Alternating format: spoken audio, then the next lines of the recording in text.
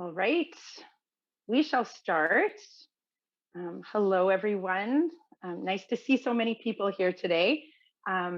We're at, right now, the Summer Literacy Kit training or information session. And this is being put on by the Critical Hours Task Group with the, sorry, I keep having things pop up, so I'm gonna try. I knew this would happen as soon as you keep seeing like people are entering. I cannot not read it. I have to look. So okay, so we're with the Critical Hours Task Group, and that is a task group under the Ottawa Child and Youth Initiative. So my name is Beth Tooley, and I am here with my co-chair, Carly Height, who is with the City of Ottawa. I believe she's a portfolio manager in REC. I'm also the coalition coordinator for the Ottawa Coalition of Community Houses. And so it's great to see everybody here today. We are here for an hour. That might change. We had the Ottawa Public Library librarian who is here to do a presentation. Unfortunately, she's ill and won't be here. So our timing might be a little bit different. So I think first of all, I think we all know we're here about literacy and how we can boost literacy skills for the kids that we're working with. This has been, the Summer Literacy Kit has been around for many years. We felt that this was the perfect year to relaunch it, especially that we know kids are a little bit behind, some a lot behind right now due to 2 years of pandemic and school closures and everything going on. So this is a great time to relaunch.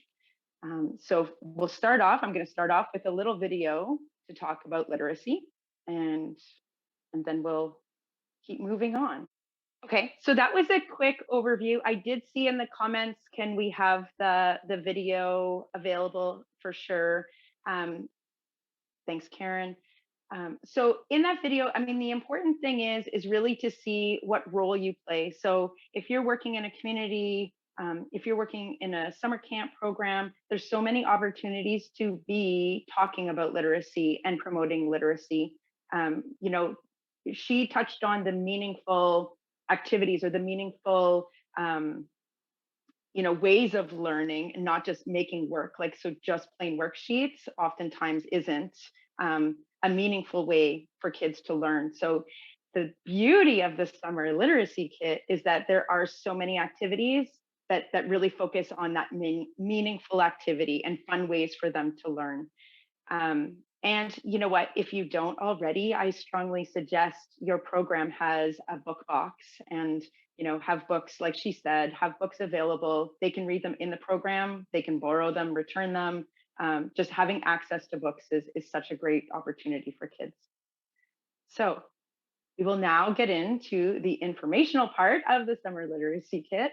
I'm going to pass it over to Nicole.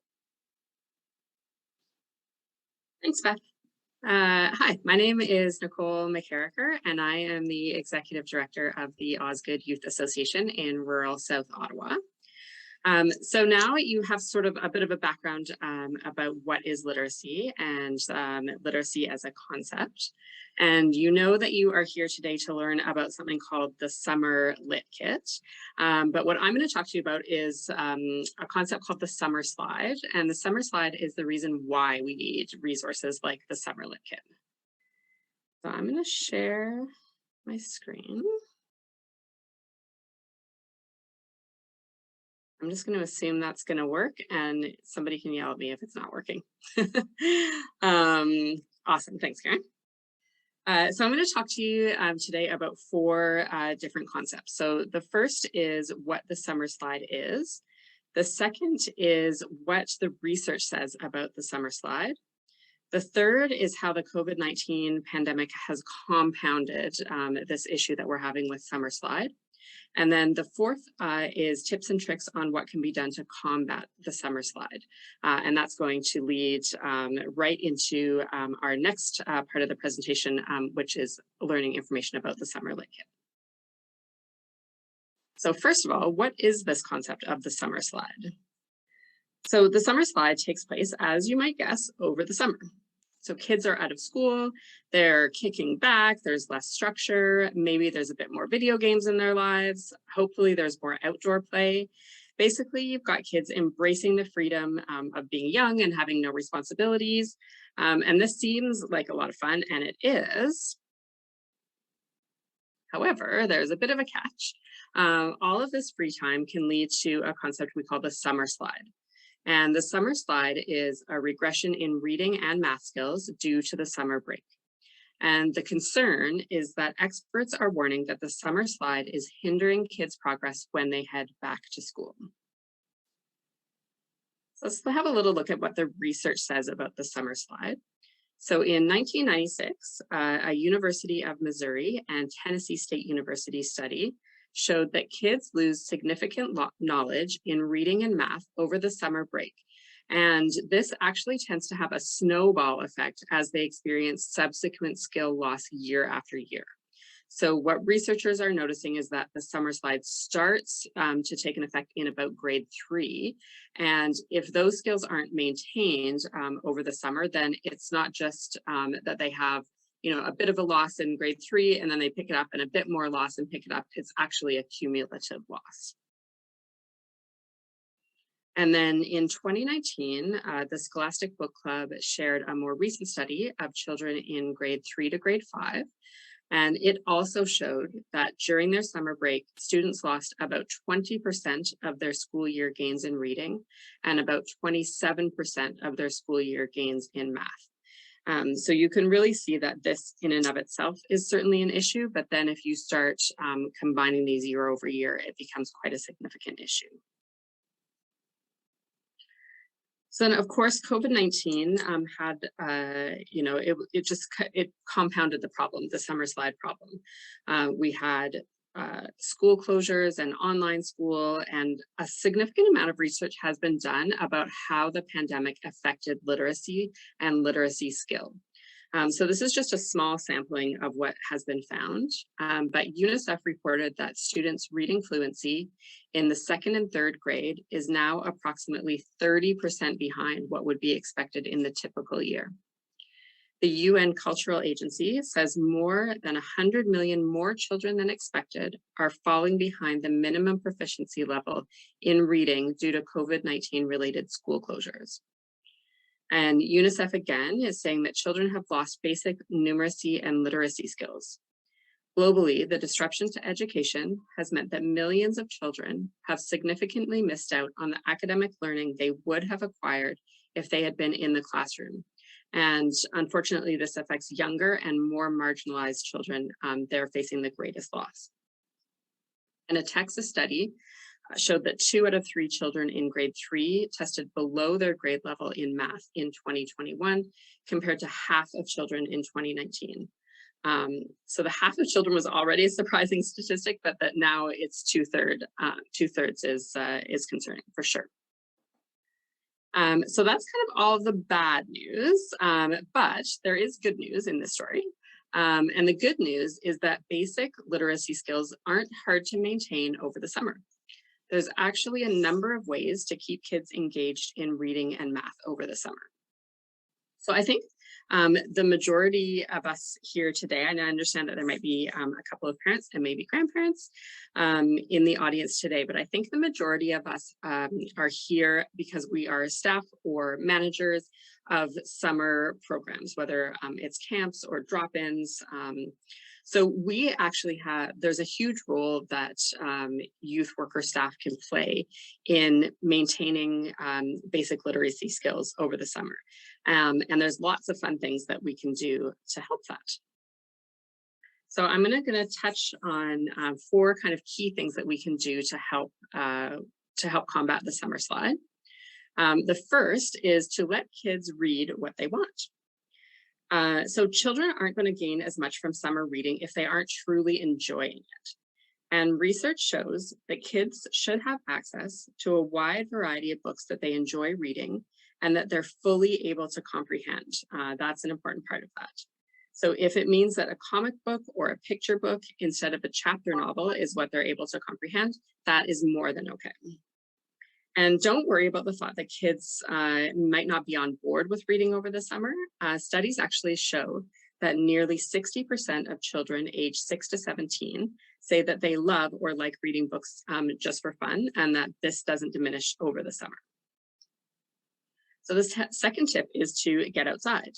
So get out of the house or get out of the building where you run your programs. Experts have found that novelty stimulates the brain and promotes learning. So if you can visit a historical or a cultural site, or even simply reading together outside at the park, can help children get more excited about both reading and learning. So another tip is that you could also visit a location that's inspired by books that you read together.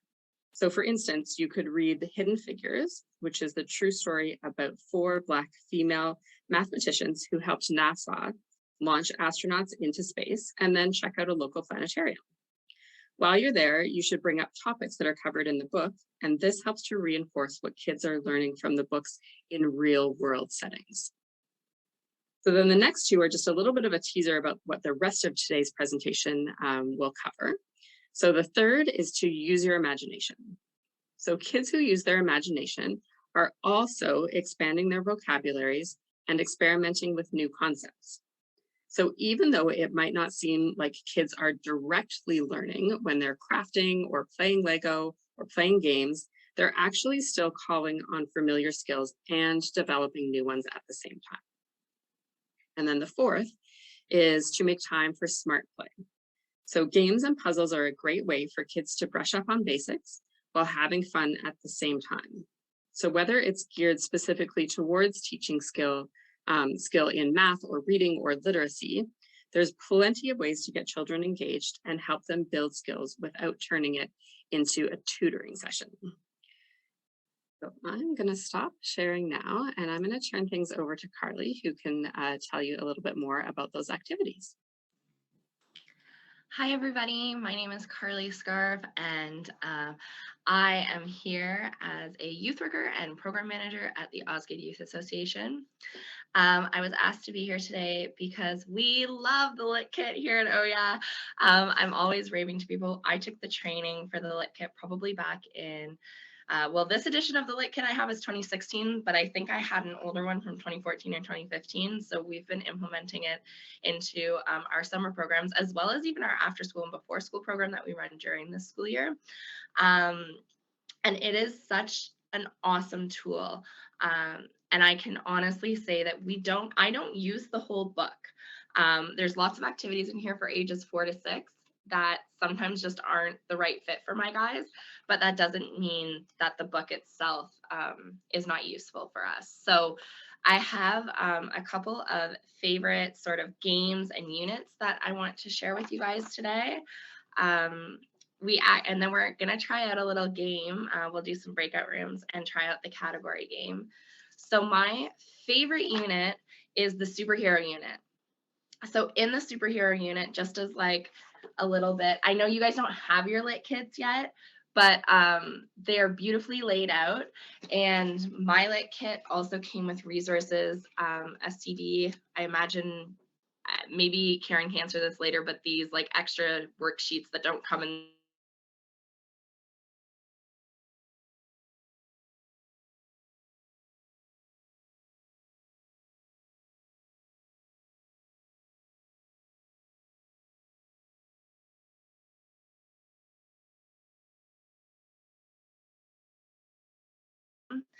and then it's just like really nicely laid out instructions.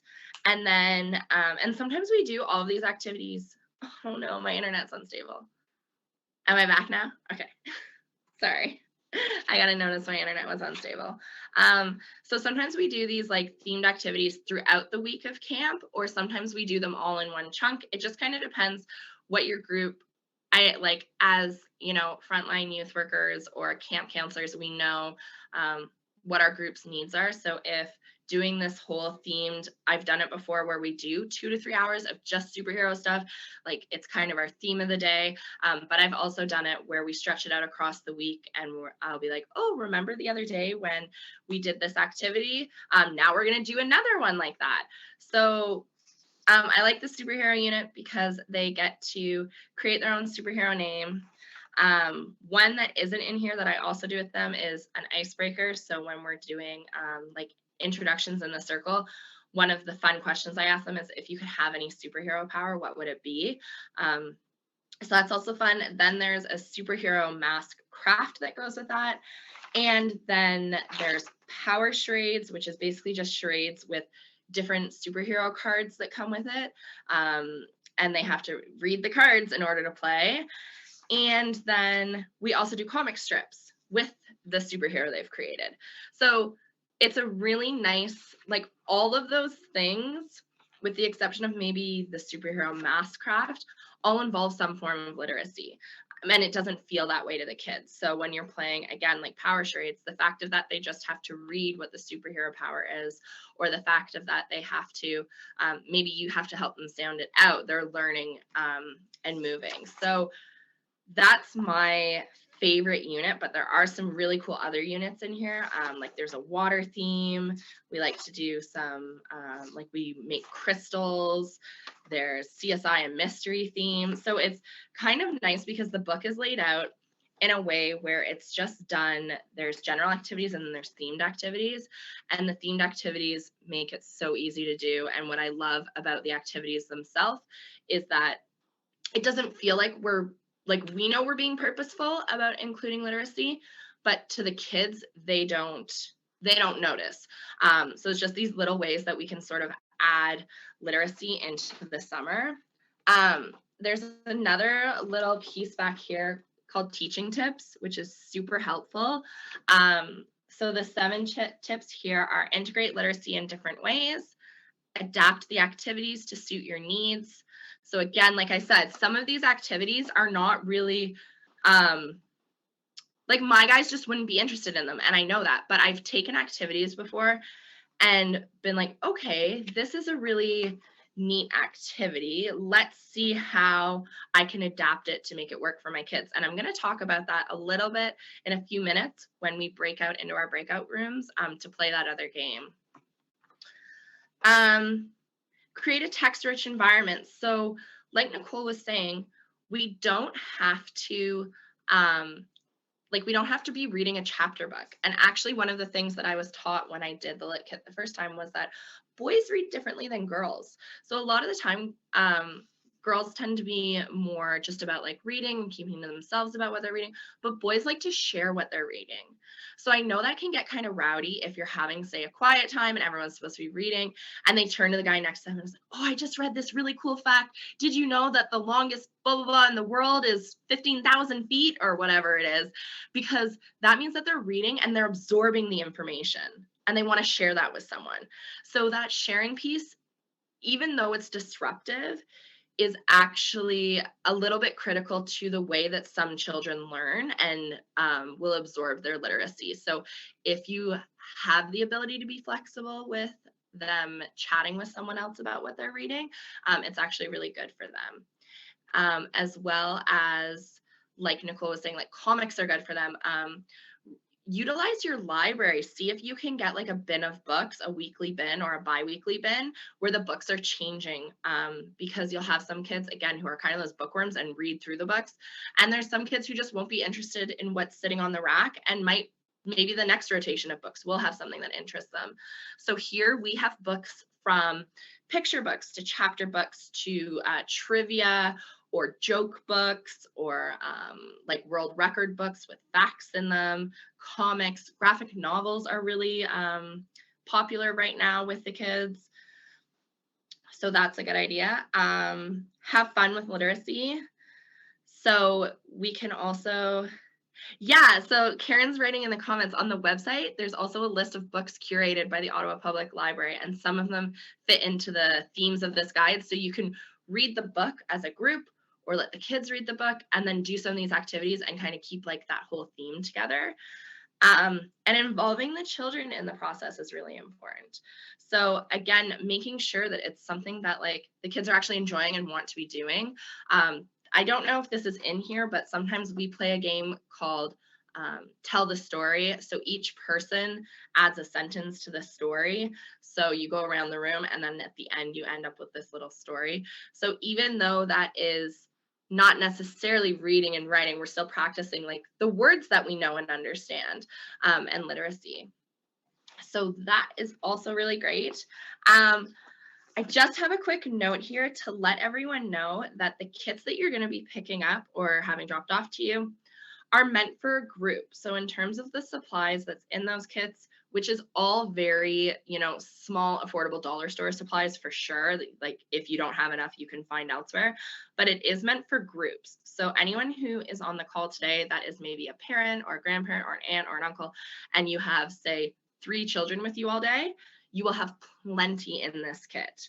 And for those of you that are facilitating much larger groups, you'll also have enough. And like I said, if you happen to have more, it's all stuff that is super, super easy to find. Nothing in there is overly tricky.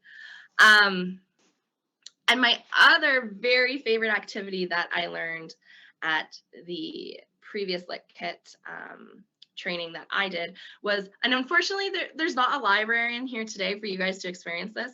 However, reading a book and being intentional about how you're reading it changes everything for the children. I have kids, so we read a chapter book together all year long.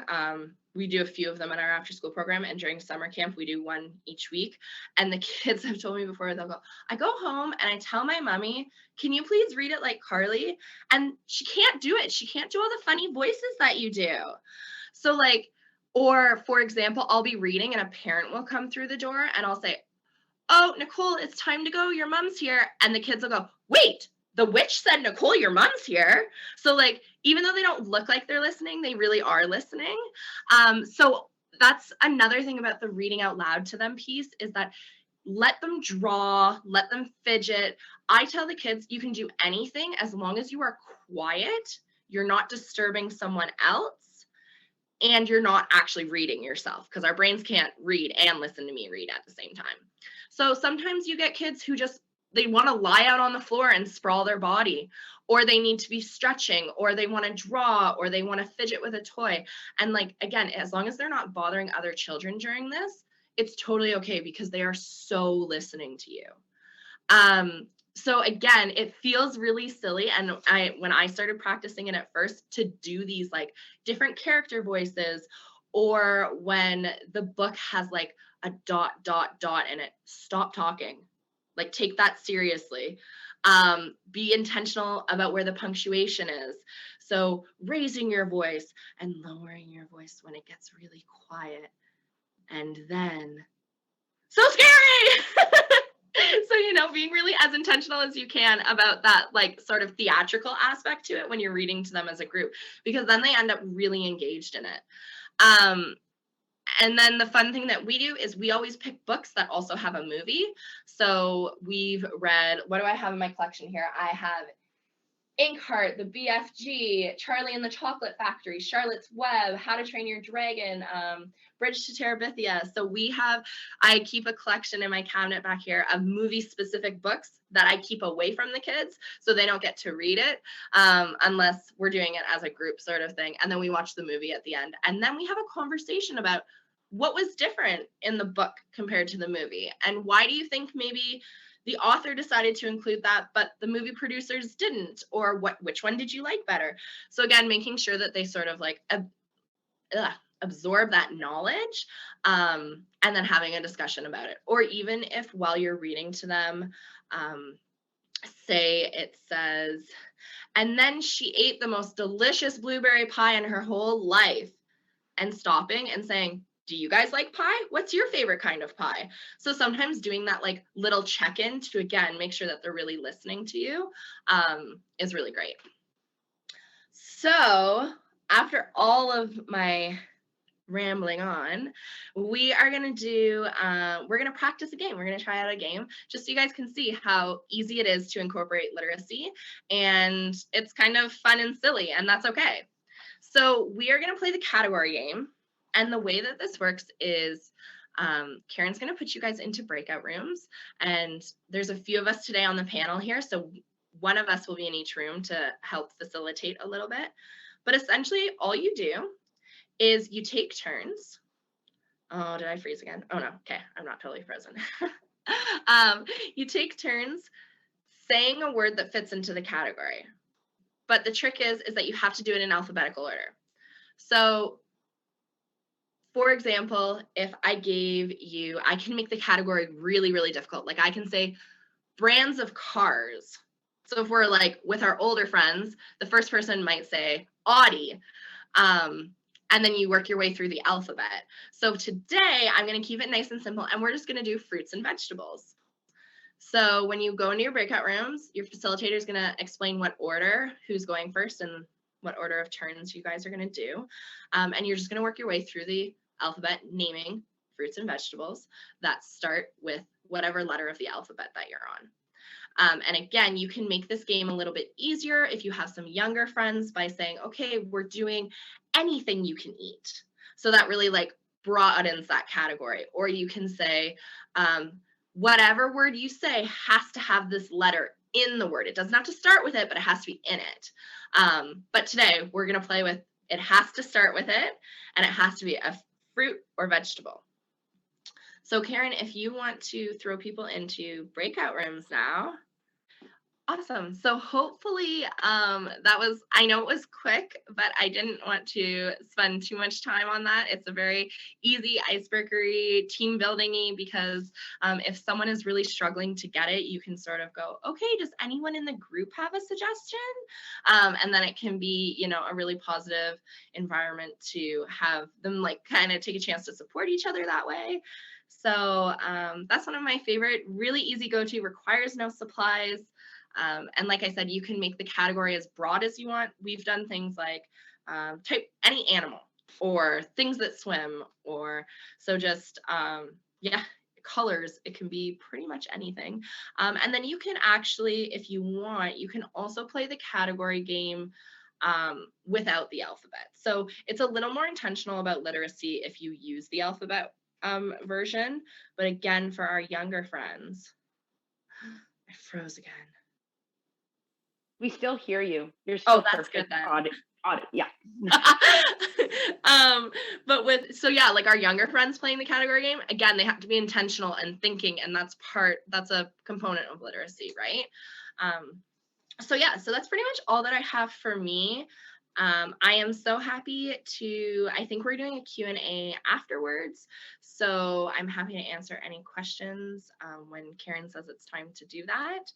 And yeah, so I'm not totally sure who's going next. I think it's maybe Beth. Well, I can say thanks, Carly. That was so like you brought so much energy to that it was actually fun listening to you. So I think we are. If anyone has any questions, you can either put them in the chat or you can raise your hand or any comments, anything.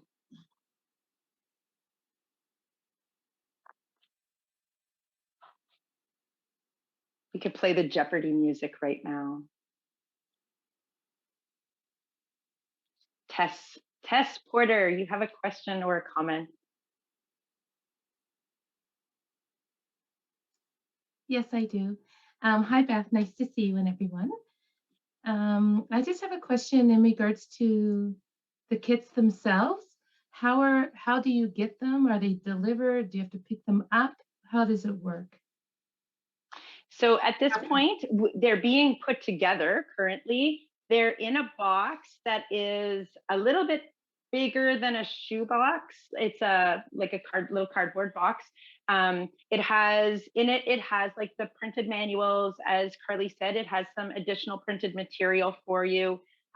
It has a couple of supplies to do some of the activities. An example is Q-tips to do, I believe it's an invisible writing experiment.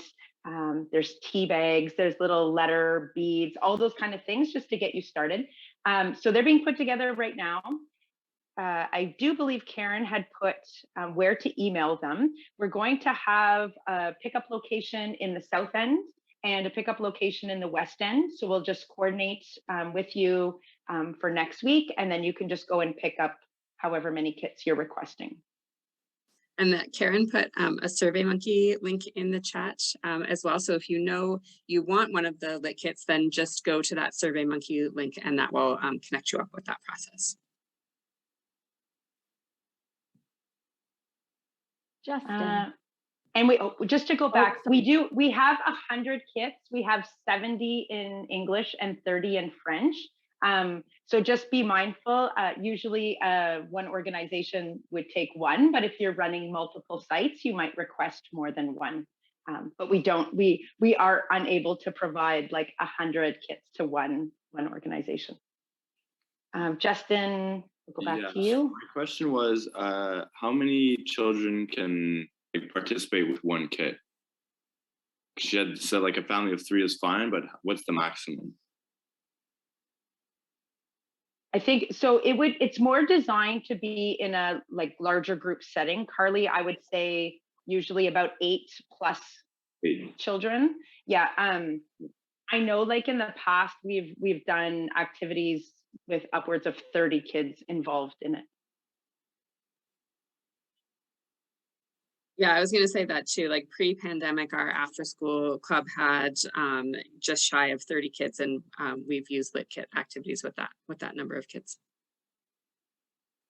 Yeah, the activities in the kit are really adaptable to different size groups, right? So you might not have supplies within the kit to do, large groups of 30 kids, like there's, 30 Q-tips or whatever to do the invisible ink activity, but you could certainly supplement with your own materials from the dollar store and things like that.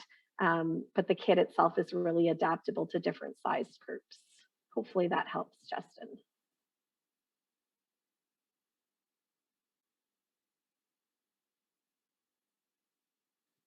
Any other questions or comments?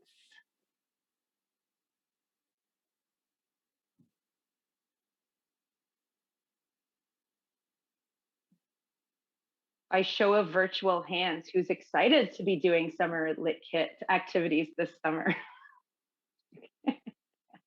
Yay, okay.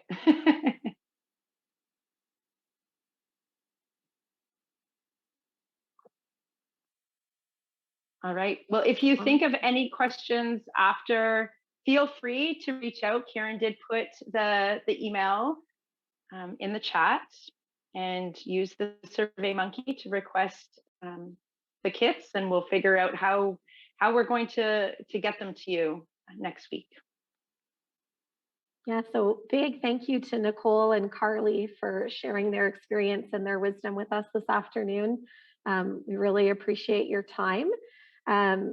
So yeah, as everyone's mentioned, there is a link in the chat to complete a survey to get a kit for your organization. But Karen's also going to follow up our Zoom meeting today with an email to all participants, providing you with that link again, as well as links to the YouTube video that we shared and other resources. If you don't get an email from Karen, you can email info@growingupgreat.ca for more information. And yeah, we want to thank you so much for participating and coming out to this afternoon. It was great to see you all. Hope you all have a wonderful day and a great summer.